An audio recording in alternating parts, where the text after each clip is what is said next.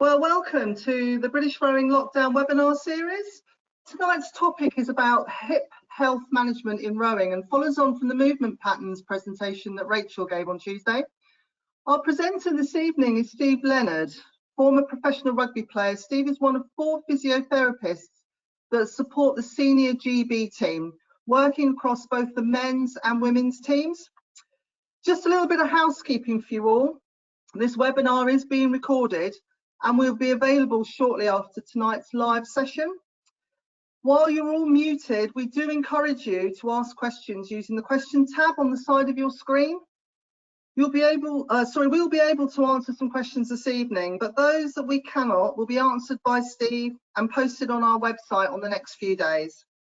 I know that many of you will want to thank our wonderful key workers this evening at 8 o'clock, so we'll do our utmost to finish on time. So without any further delay, I'm going to hand over to Steve Leonard. Hi everyone, thanks for joining us tonight. Feels very strange to be sat in my kitchen just talking at my computer screen, but let's give this a go. Also very keen to get out at 8 o'clock. I've got a competition with my neighbour's 10-year-old son on who can clap the loudest and the longest, and I won last week, so don't want to just give him the victory this week. So let's get started. We're going to do this talk's on following on from Rachel's chat on Tuesday. For any of you guys that were there, we're covering the hip mainly as a focus area, which is quite a big focus area at the moment in rowing. So looking at hip health and management, let's go through what we hope to cover today. First main thing is we just want to figure out why the hip is important. Why is it important in rowing, and what role does it play? What are the obstacles that face us when we're trying to look after our hips and actually maximize our performance and minimize our injury risk? And how can we optimize the health and function? What are the best ways to do that? And if you guys have any questions, let me know. At the end, I put this in just to keep you guys in, so it's not just a little boring slides, but I've got a bunch of pictures and videos that will hopefully play. Firstly, before we get started, it's probably a good idea just to get everyone more familiar with the language that we use when we're talking about parts of the body and movement. A lot of people use different words or different explanations, and if you've been in sport or you've been an athlete yourself or you're a rower, you've probably heard quite a few of these words bounded around. Some of you get used to them, some of you don't, so let's just go through them. Sorry if this is just very familiar for some of you. Flexion. So when we talk about flexion, what we're mainly talking about is a movement that decreases an angle between 2 parts of the body. So if we're looking at the elbow, we're looking at we're bending the elbow, so flexing the elbow, we're bringing our humerus closer to our ulna and radius.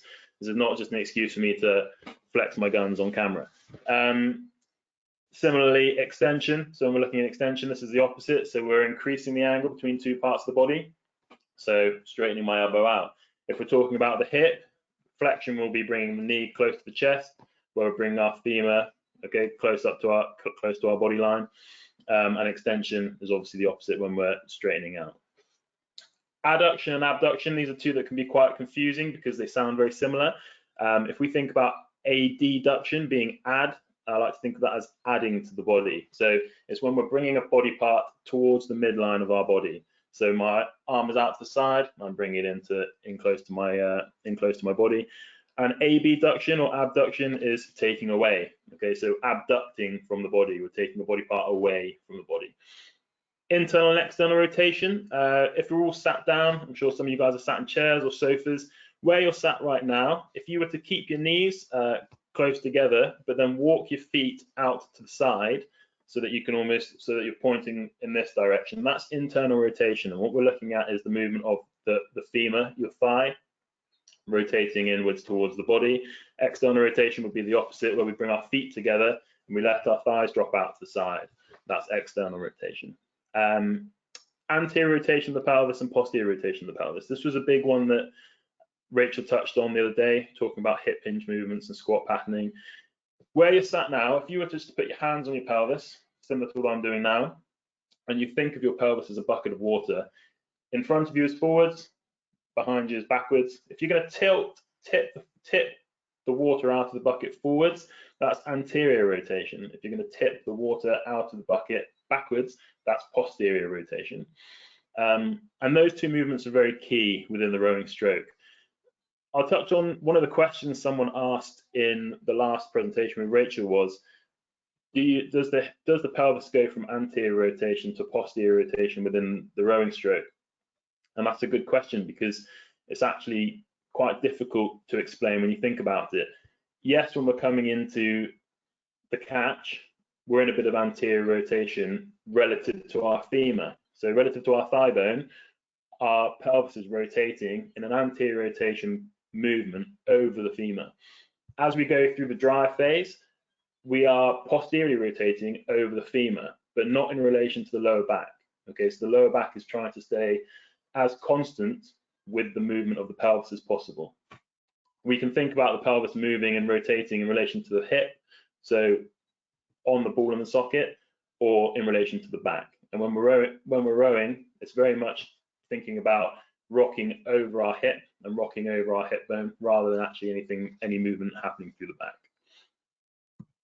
Okay, so why is the hip important? So this just comes out of a lot of work from Imperial College from someone called Alison McGregor, where they used a piece of equipment to analyze a rowing stroke. On the right hand side here, we have some graphics of the kinematics and kinetics of the rowing stroke.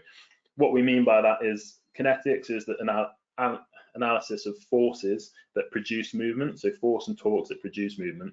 Kinematics is describing motion, but with no regard to what's causing it, so just talking about the angles, speed, velocity of the movement. When we look at the rowing stroke, it's very similar to a deadlift. So if we look at this picture that we have on the left hand side here, rowing is very, very similar to this. We're going from a compact flex position into a long extended position under load, or while moving load. The force is produced through our legs and through the leg drive that we put through the floor. Okay, we're trying to create that force with minimal to no spinal movement or deformation under load. So when she's picking this weight up, she's going to stand up nice and tall, but her back isn't going to deform or round through that movement. Yes, the pelvis, again, similar to the rowing stroke as we described earlier, is moving from that anteriorly rotated position here, as we can see. And as she stands up tall, it will rotate posteriorly over the femur, but not in relation to the back. The back will stay constant with the pelvis as it moves. So just to reiterate, we're going from a flex compact position into extended tall position, moving load, but it's from a leg drive similar to the rowing stroke, without any movement or any spinal movement or deformation of the spine under that load. When we talk about things that play a part, this is how we see the hip fitting into that.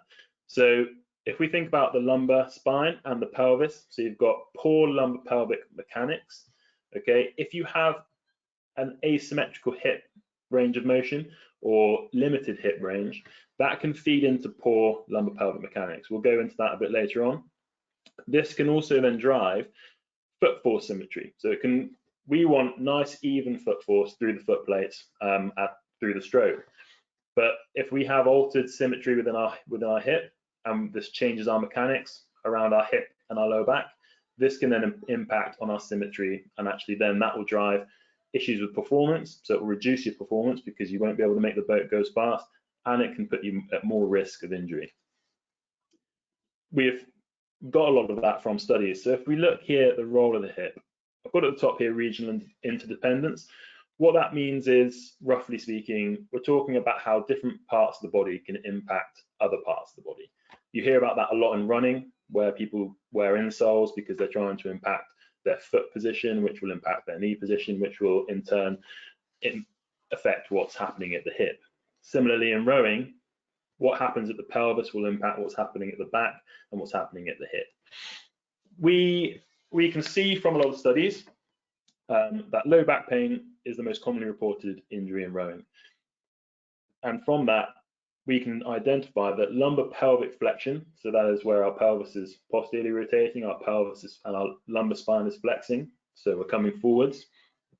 is a contributing factor to low back pain. And from that, we know that lumbar pelvic flexion is when it contributes to low back pain. If we can predict that if you have reduced hip range of motion or asymmetrical hip range of motion, that can drive more lumbar pelvic flexion as a result.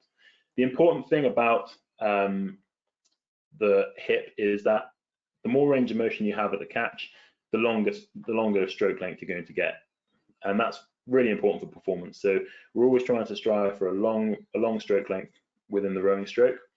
If you can compress the hip nice and comfortably and get good range of motion through the hip, you're going to get more range through the stroke. However, if you don't have that range within your hip, then that's going to impact what happens at your low back. Your low back is going to have to compensate for that lack of range of motion around the hip. So as you're not going to get able to compress the hip as far at the catch, you're then going to flex and roll through your lumbar spine more just to achieve a bit more range. What that does is that as you then put the power down to start the first part of your drive and your stroke, that force that you're generating is being put through the lumbar spine in an unoptimal position. So in a position where it's going to stress the structures a lot more. We also know from those studies done by Alison McGregor and Imperial that actually we can see that if people have asymmetrical range of motion around the hip, it impacts the force that's being put through the plate. And actually we can see variations of up to 40% through the foot plate, depending on varieties of hip range. And so summary from this, the importance of the hip is that if we have reduced hip range of motion, we're going to get more lumbar pelvic flexion. If we get more lumbar pelvic flexion, we're going to have a higher risk of back pain. So does anyone have any questions off the back of that, Sarah, just before we move on to the next part? Okay, yes, we've been getting a couple of questions through, Steve. Question that we've got, this would be an interesting one. How would you convince a group of students that lower body mobility and flexibility is more important than spending time trying to rip the riggers off their boat on the water? How would I convince them? I think the thing that's important is they need to prioritize what is important to them. You need to provide them with information as to why it's important in the first place. So we always talk about getting quick wins, so getting people on side. If you can use things like video footage of someone squatting or of someone rowing and get them to implement something, so a mobility program, and then get them to take another picture or video of them doing the same thing and looking in a better position, they might then see that improvement. I think it's about education, especially if they're young. It's about education on what's important, why they need to spend time on certain things. So like we were talking about before, if you're not getting that range of motion around the hip, you're going to compensate through your back more. That's going to put your back under a lot more load in a not very good position, and then that's just going to give you more risk of injury. And then in the end of the day, that's going to impact your performance and also your longevity in the sport. So it's trying to tap into what will motivate them to make them think it's important, trying to help them get those quick wins so that they start to prioritize it more. Any others? Okay, thank you, Steve. We have another question around how can the shallow and deep hip sockets affect the athlete's ability to squat properly? So I'm going to come on to that a bit later, actually. Okay. So if the question isn't answered later, or they don't have a bit more clarity on that, then I'll then get them to stick their hand up again, and I'll go through it. Okay, fantastic. Thanks, Steve. Okay, so if we look at what are the obstacles, so what are the obstacles when we're talking about when we're looking at the hip? So this looks like quite a busy page. There is something at the moment called femoral acetabular impingement syndrome. Now, if we just from the screen, we're looking at the definition of this is a motion-related clinical disorder of the hip with a triad of symptoms, clinical signs, and image findings.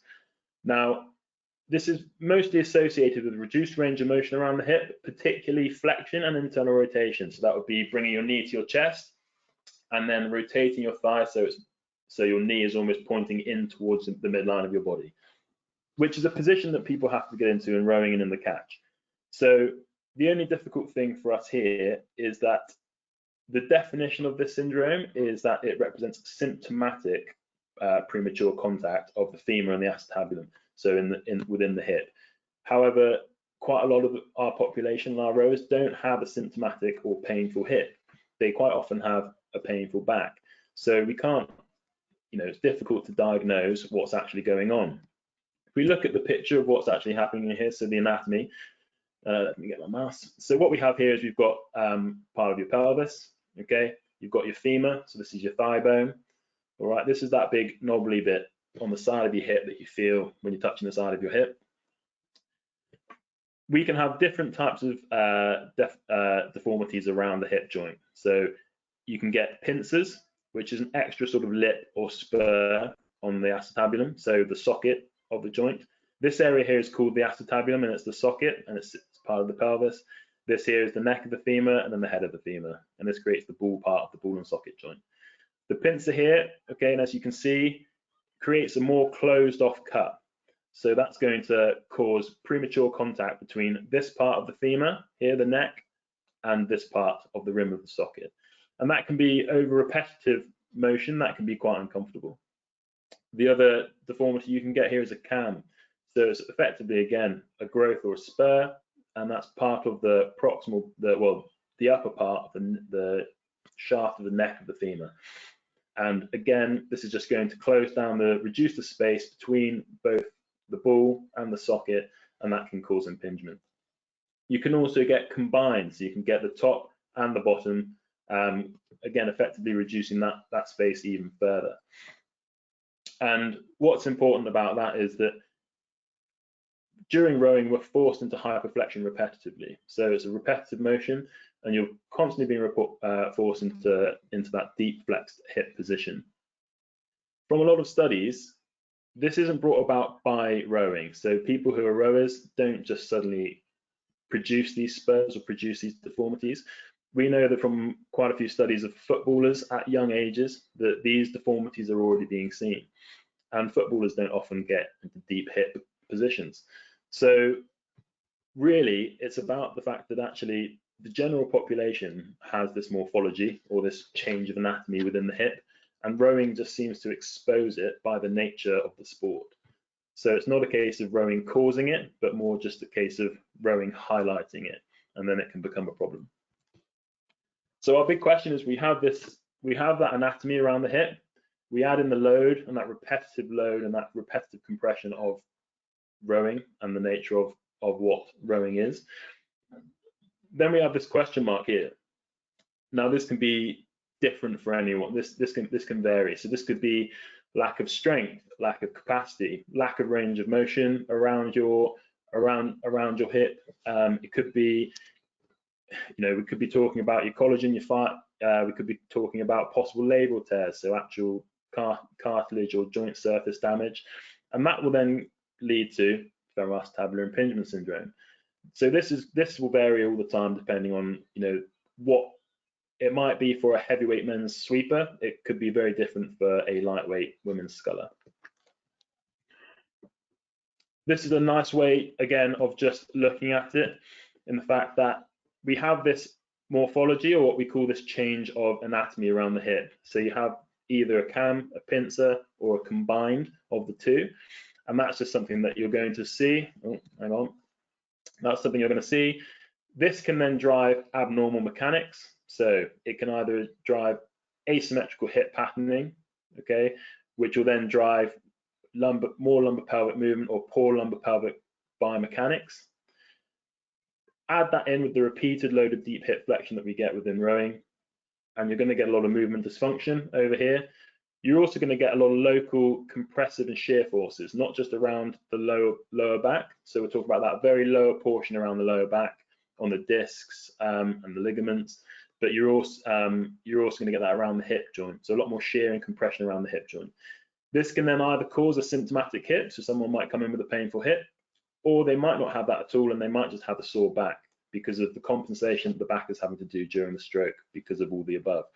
Or they could have a combination of both and come in with a sore hip and a sore back. These are some pictures of a rower from a while ago. we can see here that this top picture here is pre-injection or pre-surgery, and this is post. So you can see from the distance of where the thigh is in relation to her trunk that she doesn't have as much range as she does have here. Sorry. Similarly, squatting, we can see around here how she's offloading through this left hip. So actually, if we look at the bottom sitting bones here, this one sits a lot higher than on the right-hand side. Post-surgery, you can see here that they are much more even, equal level. So the squat depth is more symmetrical. The depth could definitely do with it being improved, and also she is a little bit hip flex, so trunk has come forward rather than being a little bit more upright. But actually looking at the symmetry of the movement, it's much better. Looking at this one here, what this will then do with that extra torsion and rotation and side flexion is you're going to cause extra compression around parts of the back, extra gapping around other parts of the back, so more flexion, which is then just going to be put under more stress and strain, under load and repetitive movement that she's going to do during rowing. So this is going to be a much more optimal position to be in. And this is just an example of what you might see about how someone is moving around their hip or moving. We like to say you might see someone moving quite weirdly on the ergo or on the boat, and actually someone is what we say rowing around their hip or rowing around something. Well, quite often it's going to be some sort of obstruction around the hip. Another rower here. These first two pictures are actually within 24 hours. So this is pre-injection, this is post-injection, probably within 6-7 hours.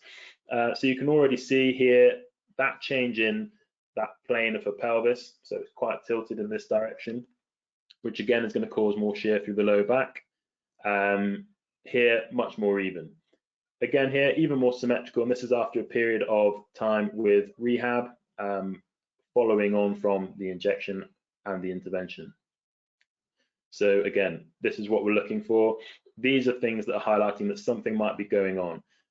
This athlete might not have come in and reported hip pain. They might have just reported back pain, which is why it's important to go back to your basics, look and see how they move, and just treat what you see. Here you can see that she's offloading this left hip, and that could be driving back pain either on the same side or on the opposite side. Athlete profiling. So I thought this picture of Vicky looked quite was perfect for this because she's showing a little bit of coordination, carrying a few things, good strength, having to carry something on one side, so good trunk strength on the other side. Things that we look at when we're profiling athletes or screening athletes is their mobility, so their ability to get into positions, their motor control, so their skill acquisition, movement control, neuromuscular patterning, and capacity. So capacity is more referring to the ability of the tissues to tolerate load, tolerate training, and perform. And strength. We've got strength, stiffness, and power is what we've separated it into. Strength is really just your body's ability to produce force. Power and stiffness are slightly different in the fact that we're talking about producing force and are expressing that force, and this is actually resisting force so that we don't, similar to that deadlift, we're not getting that extra back movement under load, we're not getting that spinal deformation under load, so you actually, your trunk for example is strong enough to withstand that load. Things that I want to, a big point actually before we get to there, is there any questions that I need to answer, Sarah?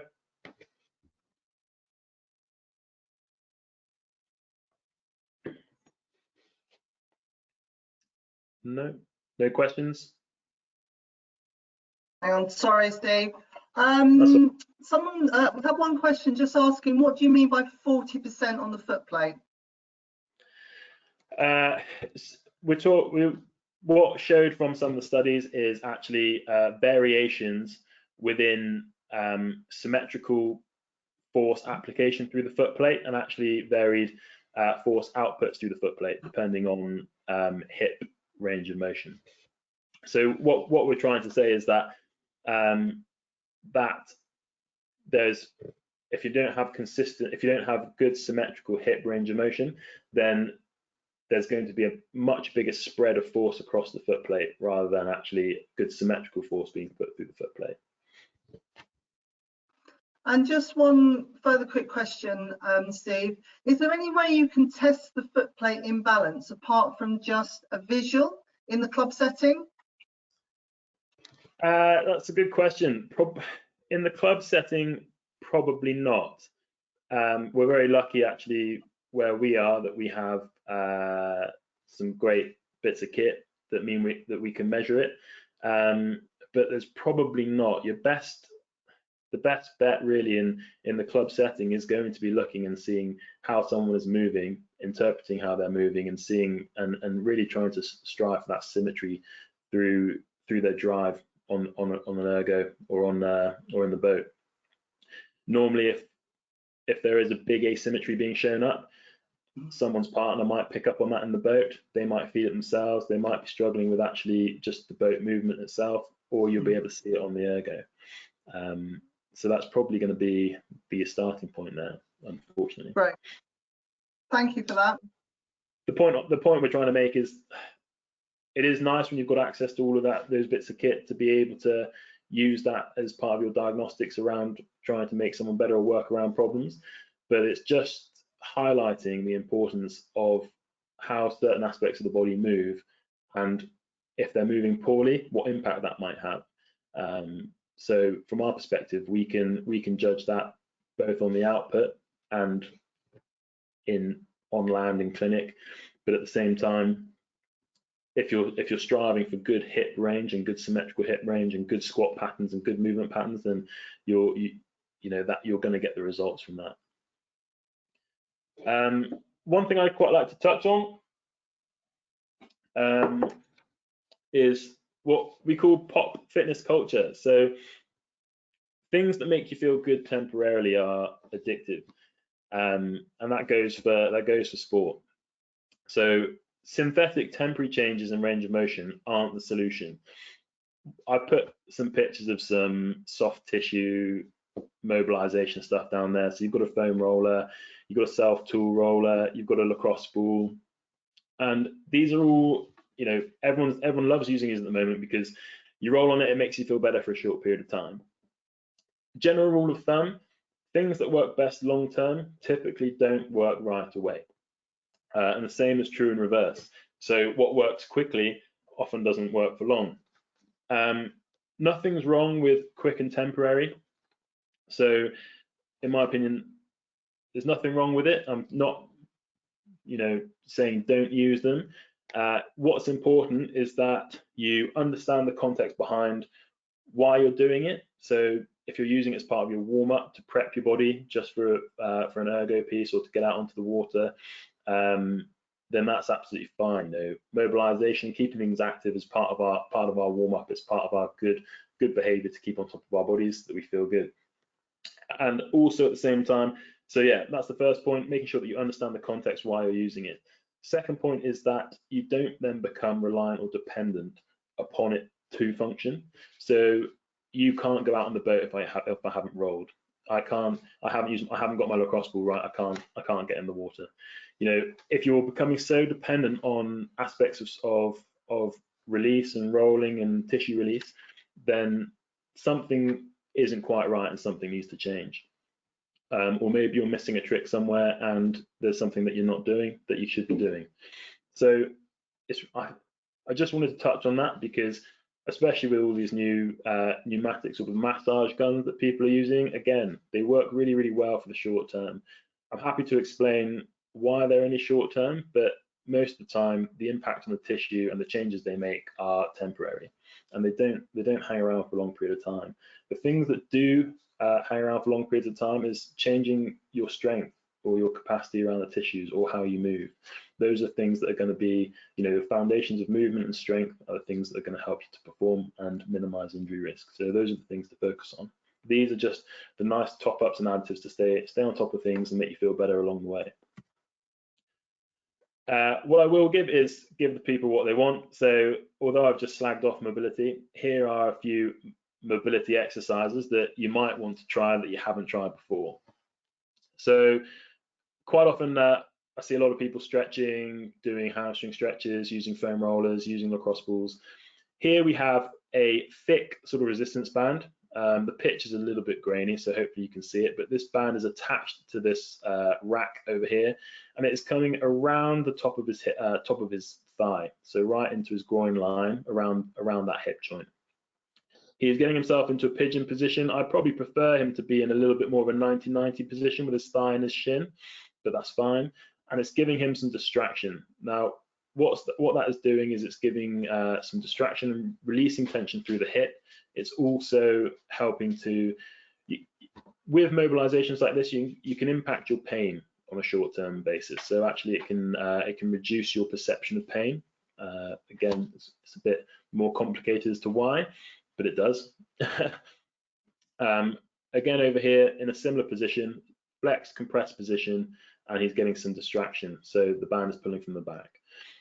What we would advise on these sort of stretches and positions are probably repeating 3 to 5 times, holding for about anywhere from 30 seconds to a minute. Long, prolonged hold stretches during these times are useful.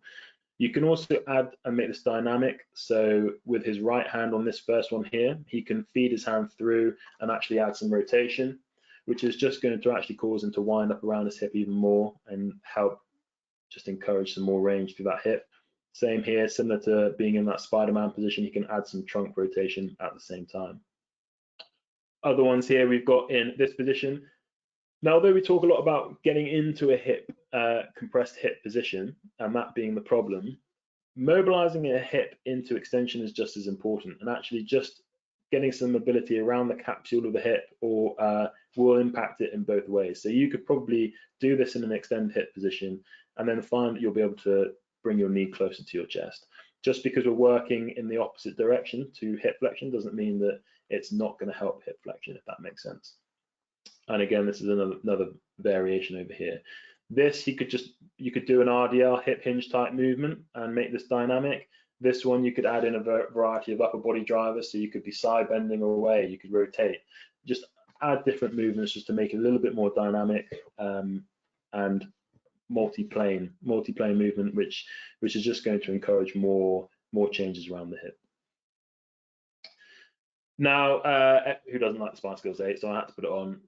Now I'm going to give you what you really want, and it's going to be right in the middle here. So it's the sweet spot. It's what you guys actually want, but takes a bit more time to do. It's what we want you to do, but probably not quite exactly what we have in mind. So it's going to be a little bit of a middle ground between the two. Hip joint stabilization and keeping it dynamic. This is a quick picture just to emphasize the importance of the muscles on the hip joint. So again, if we look here, we've got the pelvis. This is looking from side on, okay? So this here is the front of the body, this here is the back of the body, and we're looking from side on.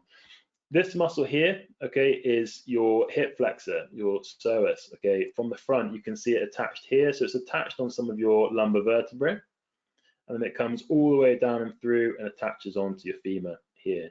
And it crosses right over the front of the hip joint.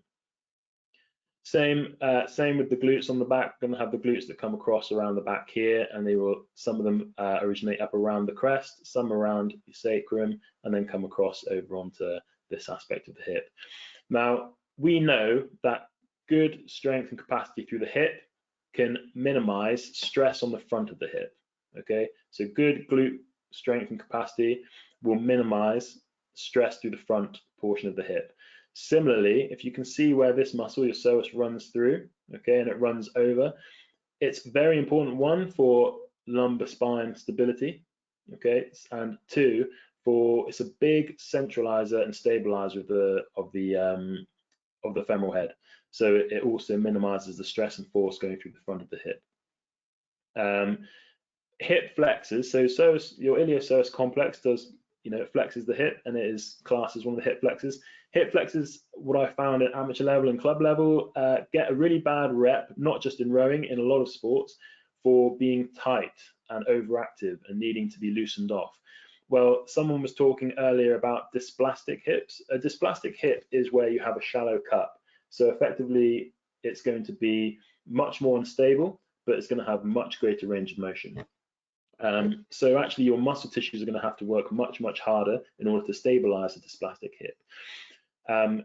This muscle is psoas and iliocapsularis and all those and all the muscles that make up this complex of tissue are shown to be hypertrophied, so bigger, thicker, stronger, more massive tissue in someone with a dysplastic hip, which shows just the importance of this tissue in hip stability. So actually, rather than always stretching, releasing, and mobilizing and trying to make this bit of tissue as long as possible, the reason it might be tight or the reason it might be sore is because it's having to work extra hard to stabilize a hip, but it's not quite strong enough. So your body is making it tight just to try and generate a little bit of extra tension and support through that area. Quite often, we will find that giving people hip flexion strengthening exercises will help to settle hip pain. This is big in football, it's big in rowing, and actually the importance of this muscle is underestimated a lot of the time. So what we want you guys to be doing more of is load effectively. It's killing two birds with one stone. If you're any portion of conditioning, so squatting, different variations of squatting, split squatting, Bulgarians, reverse lunges, those are going to drive mobility and improve mobility around the hip while also conditioning the tissues. So you're not only getting improved mobility, you're getting motor control and coordination and patterning, you're also getting tissue capacity and improving that. So if our goal is hip joint stability, how are we going to go about that? So we want to target psoas, so your hip flexors, your adductors, okay, so your groin muscles, and your abductors, more your glutes, okay. Your groin muscle, your adductor moment is actually, again, is really important in hip stability and hip centralizing. So when we're talking about centralization, we're talking around keeping the ball within the center of the socket. Similar to how people talk around the shoulder. The shoulder, you have a very small socket and a very big ball. So you have your rotator cuff around the area that help to control the position of the ball in the socket. These muscles are all doing that exact same thing. You just happen to have a slightly deeper socket. So if we want hip joint stability and we're focusing on this point specifically, we want to be targeting these sort of areas. If we're looking at pelvic stability and pelvic control, so that's how our pelvis moves. So our pelvis is this big bit here, okay, and this moves and rolls over. So we've either got the hip joint where we've got the femur moving within the socket, or we've got the pelvis which moves over the ball. And that is controlled by our glutes, our posterior chain, which is our hamstrings, glutes, erector spinae, erector spinae being those big muscles up the back, okay. Our trunk muscles, our lower abdominal muscles, and the motor control and our ability to control that, which is a lot of the stuff that Rachel was talking on Tuesday. A lot of this will depend on where you are in your training age. So if you're a junior rower under 16 or something like that, and you don't have a big training age around strength and conditioning, then the way we might address that will be different to someone who's been rowing for 10 years and has done a fair amount of strength and conditioning. In general, the rowing population probably don't attribute, similar to the question earlier, attribute more time to other things, being on the water, being on the boat, erging, the aerobic physiology side of rowing, rather than actually the strength and conditioning side. So the strength and conditioning side is really, really important. Options to think about here. If you're getting hip pain, actually, before we move on here, Sarah, are there any more questions coming through?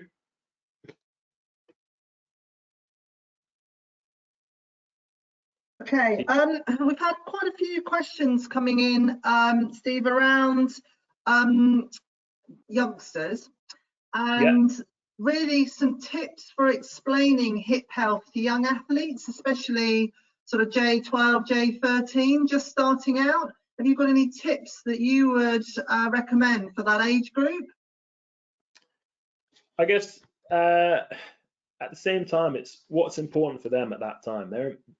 What is important for them is that they want to be rowing or playing sport and enjoying it.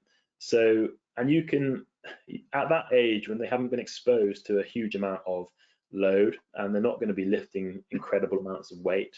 It's a good time to get them to explore their body and investigate it. So you can't, at that young age, I wouldn't really say that you're not going to get them in the gym, and you're not going to get them squatting heavy. They're not going to be doing a ridiculous amount of volume on an ergo or on the water. So the actual risk of them doing any damage is quite low. But keeping them active, so that they're trying, at a young age, I think it's important to try a variety of sports, okay, because rowing is a non-impact sport. So if they are combining that with other sports where they can get some impact, that's going to help with their bone density, their tendon health. It means that they're going to be exposed to a lot more types of motor skill, which really carries over into movement. When we talk about the hip hinge and the squat, they are key movements in sport, and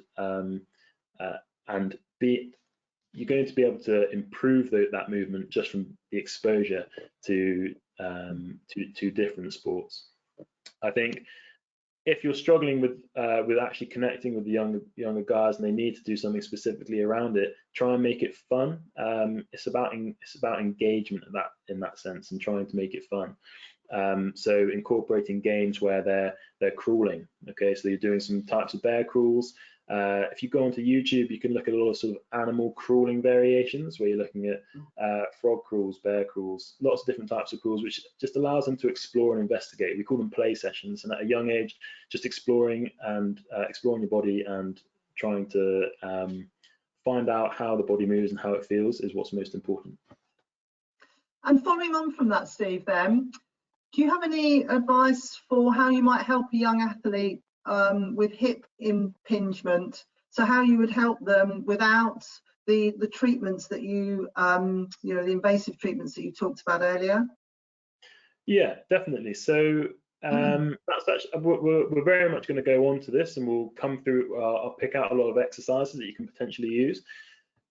Again, similar to what I said earlier, thinking about just basic movements, so squat patterns, lunges, reverse lunges, bridge variations, where we can actually load the tissue, will be helpful. Likely in a young person, I mean, it's going to vary from person to person. There's something called a Baton score, where you can look at, it's a score of hypermobility. So are they getting the impingement because they are hypermobile and they are unable to control they're hypermobile and probably likely a bit weak, so they're getting a lot of extra movement around their lower limb. They're getting a lot of excessive knee movement. So similar to what Rachel was talking about earlier with a squat, looking at knee alignment and knee position during those movements, during a lunge, during a squat, and those can drive different sort of compressive shear forces around the hip. So we'll talk through a few exercises in a minute, and hopefully that will give you something to take away and try out with them. Thanks. So things to think about. So moving on from that question, I guess, get more information. So we want to know why. So at the moment, you've got an athlete, or you are an athlete, and you feel, an athlete's come and said, my hip feels sore, or I'm getting pinching in my hip, or you're an athlete and thinking, oh, my hip's sore, why is my hip sore? Get some more information. So that's not a lot to go off of, just symptoms and pain, and we can press and prod around areas and not really get very far. So take pictures, take video footage of you squatting, of you moving, of you lunging, of you doing something that feels uncomfortable. Make sure when you're taking these pictures that if you're taking a picture of someone squatting, you're taking it at level in line with them. You're taking it from behind, you're taking it from the front, you're taking it from the side, so you're getting different angles so you can see how it's moving.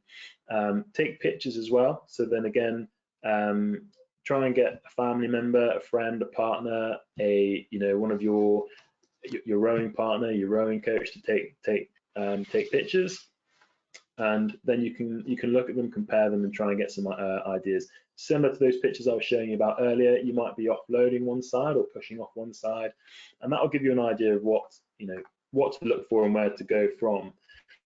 The next thing is get some data. So if you're a coach or a physio, try and get some data around the hip or the trunk or just functional movements. So when we're talking about that, you can look at some hip, their hip strength, and you can look at that in different capacity tests. You could get them to do bridges on a metronome. So how many bridges can they do on a metronome before they fatigue? Are they Can they only do 5 or can they do 30? That way it's going to allow you to rule in or out whether that's a problem. You can look at some trunk testing. If you don't have access to a huge amount of kit, you can just look at plank holds. You can look at a front plank, a side plank, and different variations of trunk holds and look at those for time. You can also then comment on the quality of the position of what they're getting, of how they're getting into those positions. Functional movements as well. So there's variations of a wire balance test, but you can look at someone's single leg squat. You can look at, while they're single leg squatting, how much movement is happening at the knee, how much movement is happening at their trunk. They're getting a lot of trunk sway. Are they having to compensate with a lot of arm movements just to keep balance? That again will give you some ideas of what they're lacking and where and how that's impacting their movement and where to go. Types of load and variety elicit different changes in tissue and movement. So try and think about isometric. So an isometric is where you are getting a muscle contraction but no movement, okay? And that's a really nice way sometimes of before rowing, okay? So if you are an athlete out there, it's difficult trying to pitch this as to whether you're a coach or a physio or an athlete, but if you're an athlete, just before you row, isometrics are quite nice to, one, wake up your neuromuscular system, so get some activation, get the muscles working without stressing the joints too much or fatiguing too much, and they're just a really good primer before exercise and before load. Tempo work, okay, that's where you're moving at slower speeds during a movement, so you would count, say, 3 seconds on your way down on a squat, hold at the bottom for 2 seconds and count for 3 seconds on the way up. What that does is that adds extra mechanical load to the tissue, so you're overloading the tissue without extra weight, so in which case you're going to start getting some changes around the tissue. But it also helps slowing the movement down, so you start to get more feedback. You can interpret what you're feeling, you can make corrections, and it's a really nice place to start, especially for youngsters, working through some tempo movements, slowing movements down, speeding them up, and seeing how they cope with that. Gymnastics and play sessions. These are the things where, again, with youngsters, you want them to, you know, have a bit of an adventure, play around, and see what they need to get used to their body moving. So things like that are setting up some hurdles where they're stepping over hurdles, they're squatting under hurdles, even doing things like roly-polies, you know, forward rolls, handstands, cartwheels, doing a forward roll into a squat, having a play around with things like that. You need to take into account the plane of motion. Okay, so there's different planes of motion, which we'll talk through in a minute. So obviously you've got forwards and backwards, side to side, and rotation. Those are your 3 main ones. But you know, you need to take into account what movement you're trying to impact, and what are you trying to achieve. Are you trying to just improve their control or their motor control? Are you trying to reduce pain? Are you trying to get them stronger and get more strength through the tissue? So again, that will change what you give them. This is an example of just some testing that we do. I know not everyone will have access to what we call a handheld dynamometer, and this is just giving us a reading in force on how much force is being put out through this movement. So this is we're testing here abduction, so trying to push that foot up towards the ceiling, and it's testing strength through abduction. This is looking at adduction in your groin, so your adduction, so your groin muscles, and looking at strength through there. These are also quite good positions where on here, so this is another variation way of doing this, but this is a nice way of doing isometrics, say pre-rowing. So if you are weak on your AB ductors, so your glute muscles, you can do some isometrics by pushing into a frame or pushing into a door frame or pushing into a wall, and just holding that for a period of time, probably about 10 to 15 seconds, and just repeating that for 5 sets. Doing the same with a groin squeeze as well, so pulling your thigh in towards your midline of your body, just again to get some nice activation through your groin and your adductor muscles. They're good ways of starting. You could then, for example, in this position, you could be in a glute bridge position. You could have a ball between your knees, and you could be working through a glute bridge while squeezing the ball. It sounds really simple, it's really basic, but it works. It gives you some good activation around your groin muscles, which is what we said is important to encourage hip centralization and hip stability. It also gives you a bit of a posterior chain focus, just again to wake you up through hamstrings, glutes, and there is an element of motor control around your pelvis there. So you're getting a lot of things just in one exercise. Planes of motion, so these are things to take into account when we're thinking about exercises. So that hip hinge that Rachel was talking about, that's part of the sagittal plane. So imagine that a pane of glass has split you down left to right, and you can only move within that pane of glass. So you can only move forwards and backwards. Horizontal plane, so it's cut you right through your waist, and you can only rotate, okay? And then the frontal plane, imagine cartwheels, things like that. Those are things in that plane. A really nice way to practice the hip hinge. So hip hinge is just such a key foundational movement within sport and within strength and conditioning. So if you were to get a broomstick, like I've done here in my garden just earlier today, you hold the broomstick at the top and at the bottom so that it stays in contact with your whole spine from top to bottom. You want to be in this position here. So imagine I'm standing up straight and then I've just hip hinged down and I've kept it in this position. If I'm not hinging from my hip or rotating through my pelvis, I'll look like this on the left. This is where if I'm not getting the rotation or movement through my hip and my pelvis, this is where I'm compensating through my lower back and through my spine in order to get the move, in order to achieve the movement. Now, if I was lifting weight, this wouldn't be, very good. Similarly, we can go in the opposite direction and we can overextend. So we can over rotate through our pelvis, and you can see the gap here between the broom and my back. This again is just compressing some of the structures at the back, so some of your joints within your spine. And again, under load and under repetitive movement, this isn't going to be great either.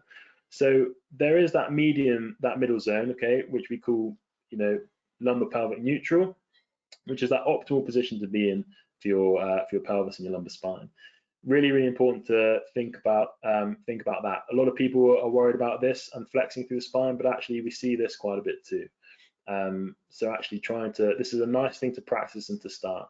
You can then take this into practice, so you can do it while you're performing exercises. So this is a Bulgarian split squat. What a Bulgarian split squat is where your rear foot is elevated.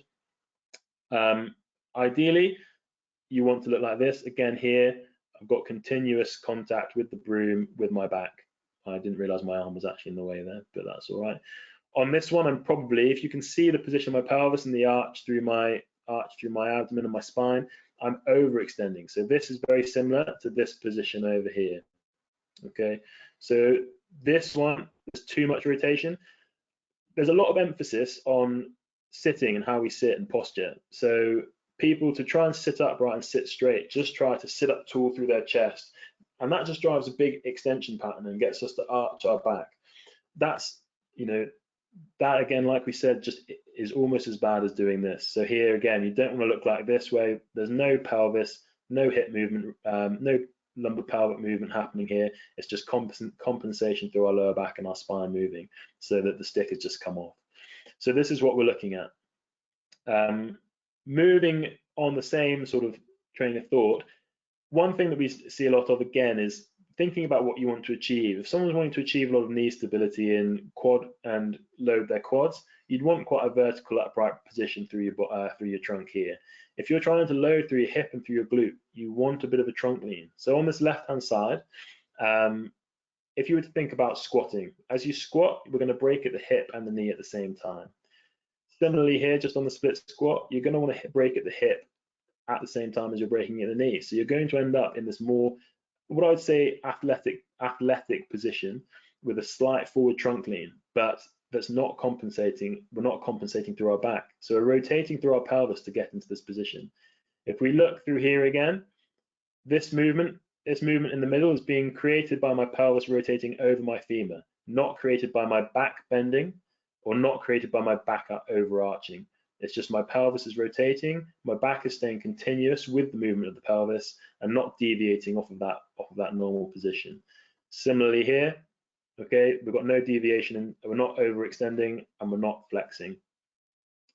In this position here, if I was in front of myself and I wanted to push me over, I'd be in a much stronger position here than I would be here if someone was trying to push me over. So thinking about if we're trying to load the hip and be quite specific, we want a bit of a trunk lean. Looking from behind at the same time, so similar to what someone was saying earlier, if they've got a young athlete who reports hip pinching, look at them lunging. What is their hip and their pelvis doing here? So if you can see you can see my t-shirt line. So it's high here, low here. So I've got this big shift in this plane. This is going to cause a lot more compression and shear around my hip joint than this is. And this is just being driven by a lack of control and strength around my hip.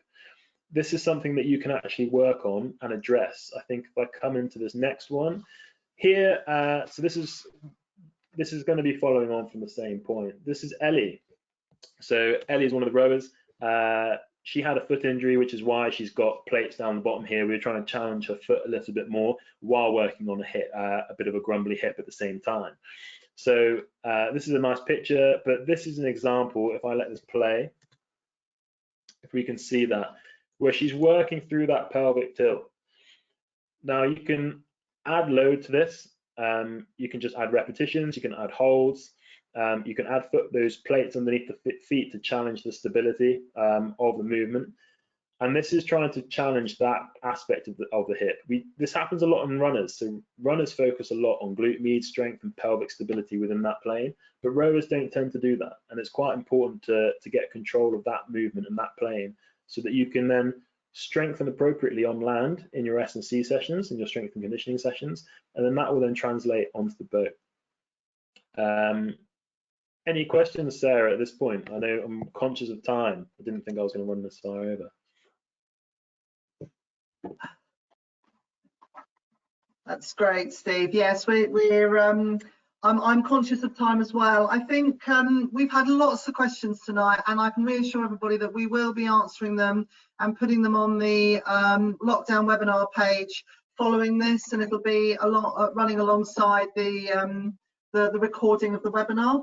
Just one question that might be you haven't covered this evening, which might be of interest, is how does the fluctuating female hormones affect hip health? I mean, this is probably something a bit out of the scope of my practice, but there's a lot more work, especially within the EIS, being done around the female menstrual cycle and the importance that this has on performance. And it is, it does play a big role and a big impact. So not only on actually stability and how your body is going to control and function, but all the way down to how enzymes work and metabolize within your body. It's a really big topic, and it's something that we can point you in more of a, if they send an email through, we can point them in more of a direction for some more information. And it is something to have a good chat with your doctor if, for example, you are on forms of contraception, that can impact performance. And the last thing you want is to be preparing for a race, and at that point, you've just had bad timing. You're in that stage of your menstrual cycle, and it is impacting your performance. That's the last thing that you want. So trying to get control of that is important, but that's very much more a chat probably for a doctor, and not myself, unfortunately. Okay, thank you, Steve. What I would like to do just very quickly is, if I scroll through some of these videos, they can watch them, so they can see some of them happening. This is one where we are just looking at some hip control and rotation while in a single leg position. We've got one here where we're looking at, again, this is more of a posterior chain, so we're looking at hamstring, glute, erector spinae. We've got a band pull in here just to get some sling work, so that our opposite lat works with our opposite glute, and just to get an extra bit of recruitment through that pattern and motor control. This is a reverse lunge option that you have. I hope these videos are playing all right for everyone. Where again, we've got a row as well as doing a reverse lunge, so we're getting that opposite sling and recruitment pattern. We've got options around the groin here, so you're getting some adductor sliders, as well as making a single leg with a row is an option. Going into isometrics, which we said were important, this is a big one for your psoas. So people that want to try looking at their psoas, your psoas is a hip flexor and an external rotator. So what Ellie is doing here is she's flexing at her hip, and then you'll see when they come on the top view. So she's going to flex through our hip, and she's going to externally rotate and hold. What's important in this position is that you maintain a good neutral lumbar pelvic position. So we don't want people arching through their lower backs with their lower backs coming up off the floor. So if we look at this first portion, you see that she's staying nice and controlled through a lumbar and a pelvis here while doing the movement. Okay, this is a really nice one just to target some specific work around that muscle. Here, talking about gymnastic type stuff, we're always in deep hip flexion, but we never really train in that position. So here is me, I'm just lifting my foot off the floor and holding it in the air. So I'm training those muscles in that end of range motion where we're quite often very weak. You don't want to look like what I'm looking on the right here, where I'm very rounded and flexed. So by pulling up on here, I'm just flexing and rounding through my spine and through my trunk to compensate for not being strong enough. You want to try and stay as neutral through here as possible. You need to support your arms to regress the exercise, or start with a pad underneath your knee here. So you're going to start in a lesser range of hip motion, and that's a good idea and a good place to start. This is an example of working in that end range. You can progress by walking your hands further in front of you to make it harder, so you're putting yourself into more range of hip flexion. And these are some of the isometrics that we're talking about. So you've got a groin plank over here where my bottom leg is unsupported, my top leg is supported. And then you've got a star side plank where, again, a lot more load and hold is going through our lateral trunk, but also our hip and our abductors on this side. There we go. I just wanted to get through those. Fantastic. Thank you, Steve. Well, it just really remains for me to say thank you for everyone that's attended the hip health management in rowing this evening. As I said earlier, the slides and videos will be available on the lockdown webinar page, and you can find that on the British Rowing website, www.britishrowing.org. You'll shortly also receive a request to provide some feedback on the webinar, and your feedback is really important to us and it helps us shape future webinars.